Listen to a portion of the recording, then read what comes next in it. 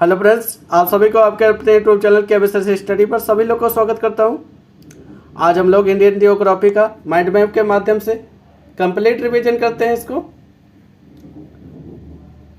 तो आप सब अंत तक वीडियो में बने रहिएगा। अगर आप किसी भी कंपटीशन की तैयारी करें तो आपके लिए क्लास इंपॉर्टेंट है, तो अंत तक जरूर देखना वीडियो को। आइए बात कर लेते हैं भारत का सामान्य परिचय के बारे में। विश्व में देख लेते हैं भारत का किस चीज़ में कौन सा स्थान है। कुल जनसंख्या में बात कर लेते हैं, भारत 17.5% शेयर करता है विश्व में, तो इसको याद रखना। स्थल की बात कर लेते हैं, 2.4% स्थल शेयर करता है विश्व में। वहीं भारत की बात कर लेते हैं, क्षेत्रफल के अकॉर्डिंग 7वां स्थान है। इससे पहले देश हमारे कौन कौन से? रूस हुआ, कनाडा हुआ, चीन हुआ, यूएसए हुआ, ब्राज़ील हुआ, ऑस्ट्रेलिया हुआ। ऑस्ट्रेलिया के बाद भारत का नंबर आता है, तो इसको याद रखना। जनसंख्या के अनुसार बात कर लेते हैं, दूसरा सबसे बड़ा देश है, तो इसको याद रखना। इससे पहला चाइना है। आगे बात कर लेते हैं भारत का अक्षांशीय विस्तार के बारे में बात कर लेते हैं। 8 डिग्री 4 मिनट उत्तरी अक्षांश से लेके 37 डिग्री 6 मिनट उत्तरी अक्षांश तक के इसका विस्तार है। वही बात कर लेते हैं पूर्वी देशांतर की। 68 डिग्री 7 मिनट से लेके 97 डिग्री 25 मिनट तक के ये पूर्वी देशांतर का विस्तार है, तो इसको याद रखना।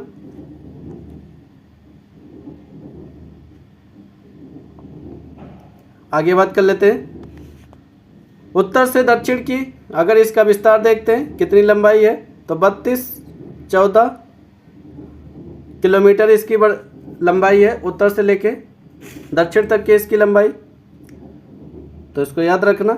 यानी उत्तर से दक्षिण तक के इसकी लंबाई 32-14 किलोमीटर है।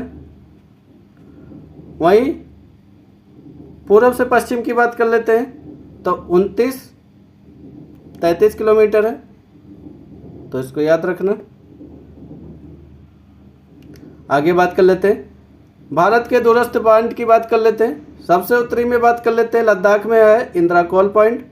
सबसे दक्षिणतम पॉइंट की बात करते हैं, ग्रेट निकोबार में स्थित है, जो कि इंदिरा पॉइंट है। वहीं सबसे पूर्व में बात कर लेते हैं अरुणाचल प्रदेश में किब्तू तक के, और पश्चिम में बात कर लेते हैं गुजरात में गौरमाथा तक के इसका विस्तार है, तो इसको याद रखना, ये दूरस्थ पॉइंट है।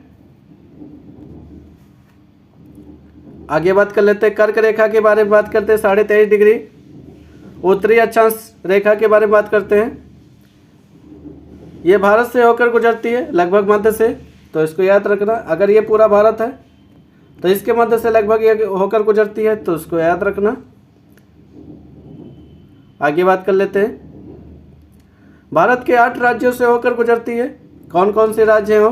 गुजरात हुआ, राजस्थान हुआ, मध्य प्रदेश हुआ, छत्तीसगढ़ हुआ, झारखंड हुआ, बंगाल हुआ, त्रिपुरा हुआ और मिजोरम हुआ। ये भारत के 8 राज्य हैं जिनसे होकर कर्क रेखा हमारी गुजरती है। आगे बात कर लेते हैं भारत मानक समय रेखा के बारे में बात करते हैं, 82.5 डिग्री पूर्वी देशांतर के बारे में। आगे बात कर लेते हैं भारत की मानक समय रेखा के बारे में बात करते हैं, 82.5 डिग्री पूर्वी देशांतर रेखा के बारे में बात करते हैं। तो उत्तर प्रदेश के मिर्ज़ापुर से होकर यह गुजरती है, तो इसको याद रखना, मिर्ज़ापुर में। आगे बात कर लेते हैं गुजरात एवं अरुणाचल प्रदेश के स्थानीय समय सीमा में अगर अंतर की बात करते हैं, तो ये 2 घंटा का अंतर दिखता है, तो इसको याद रखना। भारत के 5 राज्यों से होकर गुजरती है, इसको याद रखना। भारत की मानक समय रेखा भारत के 5 राज्यों से होकर गुजरती है। उत्तर प्रदेश है, मध्य प्रदेश है, छत्तीसगढ़ है, उड़ीसा है और आंध्र प्रदेश है। तो ये भारत के 5 राज्य हैं जिनसे होकर मानक समय रेखा गुजरती है। ग्रीनविच यानी जीएमटी में अगर देखेंगे अंतर कितना आता है, 5.5 घंटा आगे है, तो इसको याद रखना। आगे बात कर लेते हैं भारत के अवस्थिति के बारे में बात करते हैं। ये एशिया महाद्वीप में स्थित है, उत्तरी गोलार्ध में। अक्सर देखेंगे तो ये कहाँ पर मिलेगा, उत्तरी गोलार्ध में मिलेगा। तो भारत की अवस्थिति की पूरे गोलार्ध पे बात करेंगे तो उत्तरी पूर्वी देशांतर में यहाँ पर भारत का कहीं पर विस्तार है, तो इसको याद रखना। क्षेत्रफल की बात करेंगे 32,87,263 किलो वर्ग मीटर में यह फैला हुआ। आकृति की बात करेंगे तो भारत की आकृति कैसी है, चतुष्कोणीय है, तो इसको याद रखना। आगे बात कर लेते हैं भारत की सीमा रेखा के बारे में बात करते हैं। स्थलीय सीमा रेखा की बात करते हैं तो 15,200 किलोमीटर यह स्थलीय सीमा साझा करता है। वहीं समुद्रीय तट रेखा की बात करते हैं तो 7,516.6 किलोमीटर ये तटीय रेखा का साझा करता है। आगे बात कर लेते हैं भारत के पड़ोसी देश के बारे में बात कर लेते हैं। भारत के पड़ोसी देश के बारे में बात कर लेते हैं। चीन से हमारे कौन कौन से प्रदेश साझा करते हैं तो उनको देख लेते हैं। लद्दाख हुआ, हिमाचल प्रदेश हुआ, और उत्तराखंड हुआ, सिक्किम हुआ, अरुणाचल प्रदेश हुआ। ये हमारे भारत के 5 राज्य हैं जो चीन से अपना बाउंड्री शेयर करते हैं। अगर देखेंगे भारत के साथ में बाउंड्री कितनी लगती है चाइना का, तो 3,488 किलोमीटर ये भारत से शेयर करता है अपनी बाउंड्री। वहीं पाकिस्तान की बात कर लेते हैं तो 3,323 किलोमीटर ये भारत के साथ बाउंड्री शेयर करता है। इनसे लगे राज्य की बात कर लेते हैं। लद्दाख हुआ, जम्मू कश्मीर हुआ, पंजाब हुआ, राजस्थान हुआ और गुजरात हुआ, ये हमारे पाकिस्तान से लगे हुए बाउंड्री है, तो इनको याद रखना। आगे बात कर लेते हैं बांग्लादेश के बारे में। तो बांग्लादेश की बाउंड्री अगर देख लेते हैं 4,096 किलोमीटर ये भारत के साथ शेयर करता है, तो इसको याद रखना। भारत से कौन कौन से राज्य बाउंड्री बनाते हैं बांग्लादेश से, तो पश्चिम बंगाल हुआ, असम हुआ, मेघालय हुआ, त्रिपुरा हुआ और मिजोरम हुआ। ये हमारे भारत के 5 राज्य हैं जो बांग्लादेश के साथ में अपनी बाउंड्री शेयर करते हैं। वहीं हम बात कर लेते हैं नेपाल के बारे में। नेपाल हमारा भारत के साथ में 1,751 किलोमीटर ये भारत के साथ अपनी बाउंड्री शेयर करता है। भारत के कौन कौन से राज्य नेपाल से अपना साझा करते हैं बाउंड्री, उत्तराखंड हुआ, उत्तर प्रदेश हुआ, बिहार हुआ, पश्चिम बंगाल हुआ, सिक्किम हुआ, ये सब हमारे नेपाल से अपनी बाउंड्री शेयर करते हैं, तो इनको याद रखना।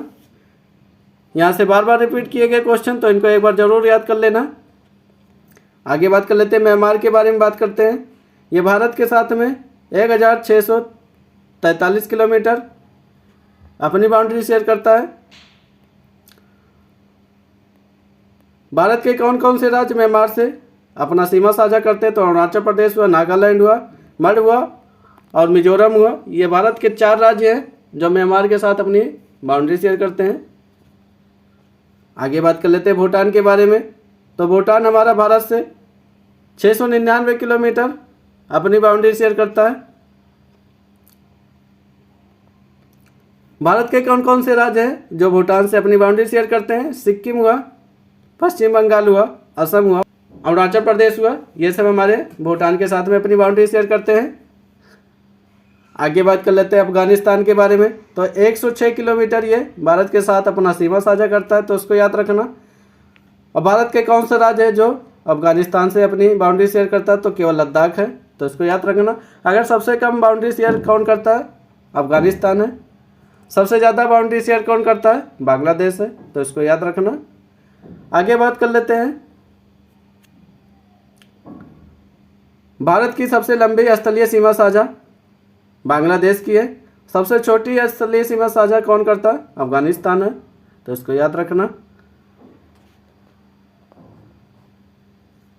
आगे बात कर लेते हैं हिमालय पर्वत श्रेणी के बारे में बात कर लेते हैं। भारत की उत्तरी सीमा पर स्थित है ये नवीन बलित पर्वत का एक उदाहरण है, तो इसको याद रखना, पूछा जाता है। हिमालय हमारा नवीन बलित पर्वत का उदाहरण है। आगे बात कर लेते हैं सिंधु से ब्रह्मपुत्र तक के इसका फैलाव मिलता है। अगर इसके विस्तार की बात करते हैं, यहाँ सिंधु से लेकर ब्रह्मपुत्र तक के ये हिमालय हमारा फैला हुआ, तो इसको याद रखना। विश्व की सबसे ऊंची पर्वत श्रेणी है, इसको याद रखना। लंबाई की बात करेंगे, ये 2400 किलोमीटर इसकी लंबाई है, तो इसको याद रखना। आगे बात कर लेते हैं,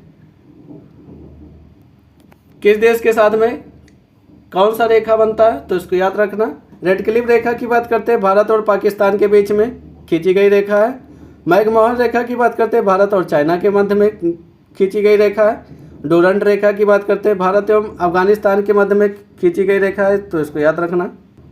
आगे बात कर लेते हैं, हिमालय का उत्तर से दक्षिण तक के विभाजन कैसे किया गया है, यानी उत्तर से लेके दक्षिण तक के इसका विभाजन किया गया। सबसे पहले हमारा ट्रांस हिमालय आएगा, उसके बाद में महान हिमालय, उसके बाद में निम्न हिमालय या मध्य हिमालय आता है। आगे बात कर लेते हैं, सबसे लास्ट वाला हमारा बाह्य हिमालय या शिवालिक हिमालय कहते हैं इसको। ये 4 भागों में बटा हुआ है हिमालय, उत्तर से लेकर दक्षिण तक के, तो इसको याद रखना। आगे बात कर लेते हैं, दक्षिण में समुद्र पार भारत के 2 पड़ोसी देश हैं, श्रीलंका और मालदीव है, तो इसको याद रखना। आगे बात कर लेते हैं, भारत और श्रीलंका के बीच में स्थित पाक जल संधि मन्नार की खाड़ी और बंगाल की खाड़ी के मध्य स्थित है, तो इसको याद रखना। कर लेते हैं, भारत के भौतिकी स्वरूप के बारे में बात कर लेते हैं, कैसे विभाजन किया गया भौतिकी रूप से। उत्तर एवं पूर्व का पर्वतीय क्षेत्र, ये पहला भाग हुआ। दूसरा भाग उत्तरी मैदान में। तीसरा भाग की बात करेंगे तो भारत का प्रायद्वीपीय पठार। चौथा हमारा भारतीय मरुस्थल है, और 5वां हमारा तटीय मैदान है, और 6वां हमारा द्वीप समूह है, तो इसको याद रखना। भारत के भौतिकीय स्वरूप को 6 रूपों में विभाजित किया गया। उत्तर एवं उत्तर पूर्व पर्वतीय क्षेत्र, उत्तरी मैदान, प्रायद्वीपीय पठार, भारतीय मरुस्थल, तटीय मैदान और द्वीप समूह, ये हमारे 6 भागों में विभाजित है भौतिक रूप से, तो उसको याद रखना। आगे बात कर लेते हैं, ट्रांस हिमालय या तिब्बत हिमालय की बात करते हैं। ये पर्वत श्रेणी की बात करते हैं, इसमें कौन कौन से ट्रांस हिमालय के अंदर पर्वत आते हैं हमारे, काराकोरम हुआ, लद्दाख हुआ, जास्कर हुआ, ये तीनों श्रेणी हमारा ट्रांस हिमालय के पार्ट है, तो इनको याद रखना। हिमालय की सबसे प्राचीनतम श्रेणी है ट्रांस हिमालय हमारा, तो इसको याद रखना। अगर पूछा जाए हिमालय का सबसे प्राचीनतम श्रेणी कौन सा है, तो ट्रांस हिमालय है। आगे बात कर लेते हैं, विस्तार के बारे में बात करते हैं। पश्चिम से पूर्व की विस्तार की बात करेंगे, 1000 किलोमीटर में फैला हुआ। चौड़ाई की बात करते हैं, ये लगभग 40 किलोमीटर में इसकी चौड़ाई मिलती है ट्रांस हिमालय की, तो इसको याद रखना। आगे बात कर लेते हैं, ट्रांस हिमालय से ही हमारा सिंधु नदी का उद्गम होता है, कैलाश पर्वत से इसका उद्गम होता है, तो इसको याद रखना।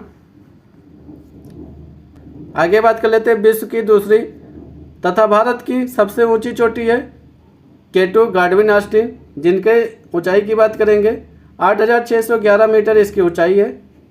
यह विश्व की दूसरी सबसे ऊंची चोटी है, जो कि भारत में स्थित पीओके क्षेत्र में है, तो इसको याद रखना।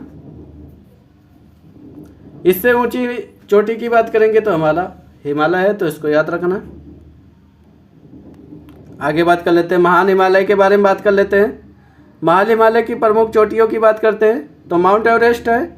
माउंट एवरेस्ट की ऊंचाई की बात करेंगे 8848.86 मीटर इसकी ऊंचाई है, तो इसको याद रखना,